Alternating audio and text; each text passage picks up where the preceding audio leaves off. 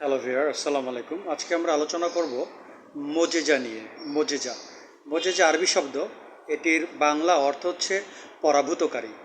মোজেজা একমাত্র নবী রাসূলদের ক্ষেত্রেই প্রযোজ্য, অর্থাৎ নবী রাসূলরা এই মহান ক্ষমতার অধিকারী হন। অবশ্য তাদেরকে এই মহান ক্ষমতা দেওয়ার একটা বিশেষ কারণ আছে।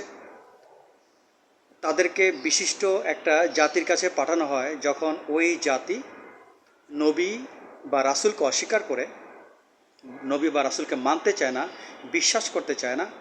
তখন তাদেরকে বিশ্বাস করানোর জন্য যে তারা যে আল্লাহ পাক কর্তৃক প্রেরিত, আল্লাহ পাক যে তাদেরকে পাঠিয়েছেন, সেটি বিশ্বাস করানোর জন্য অনেক সময় তাদের কাছ থেকে মোজেজা প্রকাশিত হয়।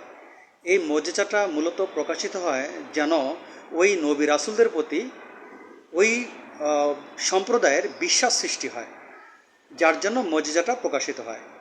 তো মজিজা অস্বীকার করার উপায় নেই, মজিজাকে স্বীকার করতে হবে। মজিজা মহান আল্লাহ তাআলার নির্দেশই হয়। এটি হচ্ছে নবী রাসূলদের সত্যতার একটি প্রমাণ। সো মজিজা অবশ্যই একটা গুরুত্বপূর্ণ বিষয়। এখন আমাদের মহানবী সাল্লাল্লাহু আলাইহি সাল্লামের জীবনে অনেক মজিজা ঘটেছে।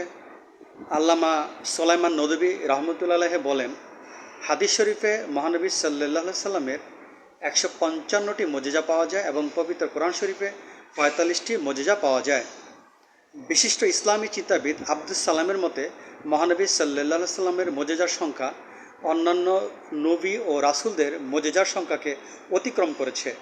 তার মজিজার সংখ্যা 1000। আবার কারো কারো মতে তার মজিজার সংখ্যা 3000। তবে ইসলামিক ফাউন্ডেশন কর্তৃক প্রকাশিত দৈনন্দিন জীবন ইসলাম গ্রন্থে মহানবী সাল্লাল্লাহু আলাইহি সাল্লামের মজিজার সংখ্যা 10,000-এর বেশি বলে উল্লেখিত হয়েছে। যাই হোক, এই ছোট পরিসরে মজিজার সংজ্ঞা নিয়ে কথা বললাম এবং আমাদের প্রিয় নবী হজরত মুহাম্মদ সাল্লাল্লাহু আলাইহি সাল্লামের জীবনে যে অনেক মজিজা ঘটেছে সেটি নিয়ে একটু কথা বললাম। আজ এ পর্যন্ত। সবাই ভালো থাকেন। আল্লাহ হাফেজ।